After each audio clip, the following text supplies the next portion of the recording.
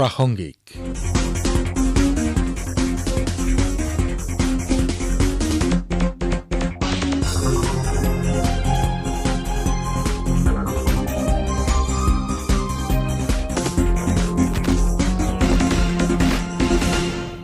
নমস্কাৰ শ্ৰোতাসকল, আজিৰ প্ৰাসংগিকলৈ স্বাগতম। আজিৰ অনুষ্ঠানত শুনক ৬৭ সংখ্যক বন্যপ্ৰাণী সপ্তাহ উপলক্ষে chief wild life warden MK যাদৱৰ সৈতে হোৱা কথোপকথন। তেখেতৰ সৈতে কথা পাতিছে মানস প্ৰতিম শৰ্মাই। Welcome to this episode, Mr. Yadav. Let's discuss why did government of Assam decide to burn nearly 2,500 rhino horns publicly recently at Bokakhat? Yeah, you see, government of Assam has been thinking about burning the rhino horns. It's in the custody of various treasuries and the department for quite some time. 2010, it could not happen because some NGO filed a PIL and the court gave an order for public hearing and that hearing could not take place. Then again, 2016, there was an attempt to re-verify all the horns. That was a very good work done by that committee. So the 2016 report actually becomes our basis this time. And now our Honorable Chief Minister, Dr. Himanta Biswa Sharma, came to power. One of the first things that he decided in the middle of July that we must pose a challenge to the poachers and smugglers and bust the myth that rhino horn has any value or any medicinal value. And as a result, the government constituted a committee headed by me towards the end of July. And then we started the work from 3rd of August. And this was perhaps the first time, across the globe where such huge number of rhino horns have been destroyed. And we have seen that the use of drone. Yes. How did you plan all these things? You see, basically, rhino horns in small numbers have been burnt. I think the highest number is 450. That is in Kenya. And about 300 rhino horns were burnt in Nepal. And if you look at how they are burnt, they typically use huge logs, tree trunks. And it is basically logs and firewood everywhere in small zoos. That is how it has been burnt. But here, the challenge was that the Honorable Chief Minister wanted two things. He wanted that all the horns must be burnt together in one go. And secondly, see, the rhino is a pride of the people of Assam. Right. And probably we could not have destroyed these horns in the manner Nepal did, Kenya did, or some other zoos do. So every rhino horn must be paid respect. And also, you see, it is the sentiment of the people, and a lot of our forest staff, police personnel, and some of the people on the fringes of the park, they have sacrificed their lives for protection of the rhino. So the whole thing was given a totally different dimension. And I had to actually design a completely new thing, de novo. And as we started, not only this, you see, first we had to develop a protocol for verification because these horns won't be anymore with us. So we developed the protocol for verification and sampling. So there what we did, every horn that we had, its morphometry, means the horn measurements were taken manually as well as photographically. DNA samples were taken from every horn. So now I have DNA samples for almost 2,579 horns. That is amazing. So we are now having a genetic material to do a lot of research work and also the morphometry of the horns, which was never done before. So once having done that, and also you see during this process a lot of wastage came out. So each of those waste materials was burnt then and there. So leaving no trace of anything. And everything was, put in public domain by large screens so that people can watch what is happening inside. So this is how the protocol of verification and sampling was done. And the work started from 18th of August. We did this verification at Morigaon. We did it at Barpeta, Mangaldoy, Tejpur, Guwahati, Nagaon, Kohara, Golaghat. And this work started from the 18th of August and concluded on the 13th of September. And it was a Herculean task. Almost everywhere, about a team of 100 people were involved in doing this process. So while this work was going on, I was concentrating at the same time on design of the strategy to burn the horns. So I came up with a furnace idea of a 6 feet by 6 feet cauldron, raised 2 feet high, just to allow sufficient air to come, and a grill on top of it. And this, basic cauldron made of iron, it weighed 700 kgs. And then later on, it was further improved, and I got added 4 layers, means on top, one top of the other, using a zinc mesh so that no horn falling out at any point of time. And then on each of these levels, so there was level 0, 1, 2, and 3. So at each of these levels, burners were used. So we used almost about 90 to 100 meters of copper, each of these levels per furnace. So in all, 6 such furnaces were designed. This fabrication happened in Hojai, local fabrication. And thereafter, each of these burners at, 4 levels and into 6 furnaces, is 24 levels, was controlled uniquely and remotely at a distance of almost 50 to 60 feet.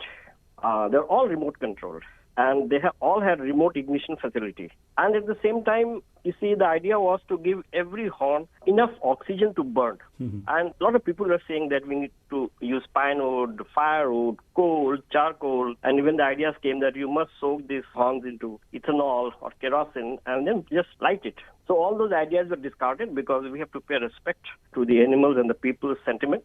So you see, what every level was divided into 4 trays, 3 by 3. So, which means that in all there were 96 trays numbered A to P in which the horns were kept. And in each of these plates, for sake of, mark of respect, we had placed, one small 2 to 3 inch small piece of sandalwood and bit of, ghee and a bit of dhuna, the way we do in the Hindu practice. And the entire ritual was conducted in the Vedic manner.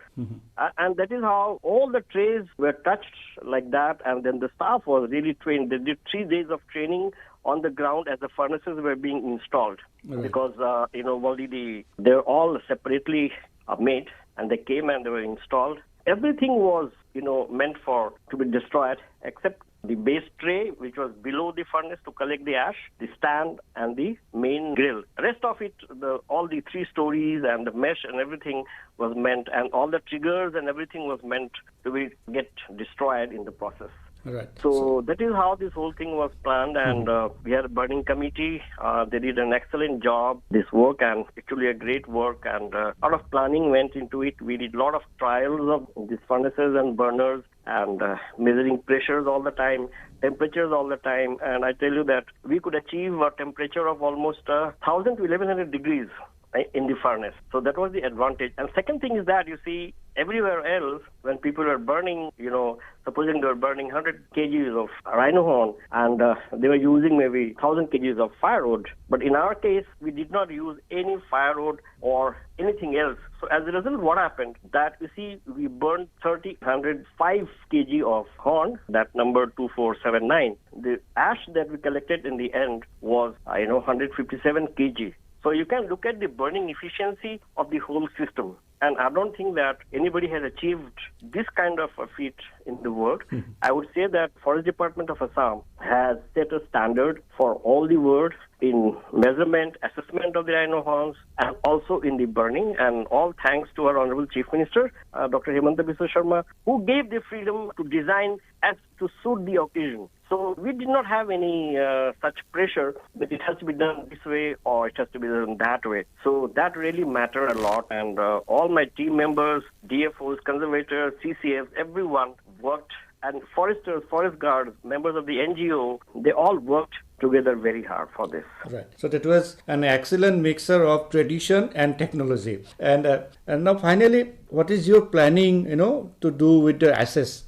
Yes, we have now got a pretty sufficient and good quality ash. There are a couple of plans. One of them is that we plan to mix them with concrete and create, male, one female, and one baby rhino. Because Honorable Chief Minister has already announced that there would be a Natural History Museum in Kaziranga. So we would be proposing to host these rhinos, which would contain the ashes of 2,479 horns as a mark of respect to the rhinos and to the people who have sacrificed their lives for protection of these rhinos. So that is one of the plans, and there may be a couple of more things depending on how much ash we are left with. We may protect some of these ashes, or we may even think of, putting some of the ashes in the Brahmaputra, in all the rhino-bearing areas and things like that. So not yet final, but the 3 rhino under construction, that work is going on, and we expect that in the month of November that will finish. Okay. And finally, very precisely, I may want to ask you, sir. So in recent times, the number of rhino poaching cases have been reduced in Assam. So what are the reasons? See, the main reason for this is that, number one, the government has, for past 4 years, invested into good quality arms, trained up, raised the rhino protection force. The coordination between district administration and police and forest has been all-time high. And, there's continuously coordination meeting with the SPs and the directors of the parks and, the special DGP law and order. He personally looks after and monitors what kind of progress is going on. Intelligence is gathered almost at every level. So, earlier forest was fighting it alone with poor quality of arms. But now, at the same time, while the quality of arms has improved and coordination has been tremendous, and all this is because of our Honorable Chief Minister, who has been spearheading this coordination process. Right. Okay, Mr. Yadav, you gave us time, you gave us valuable inputs. Thank you again. Thank you so much. It was nice talking to you. Thanks a lot. Thank you. প্ৰাসংগিক শুনিলে আজিৰ অনুষ্ঠানটিৰ প্ৰযোজনা কৰিলে মানসপতিম শৰ্মাই, সহযোগিতা আগবঢ়ালে অপূৰ্ব মালিয়ে। পৰৱৰ্তী প্ৰাসংগিক শুনিবলৈ পাব অহা সপ্তাহৰ আজিৰ একে সময়তে। নমস্কাৰ।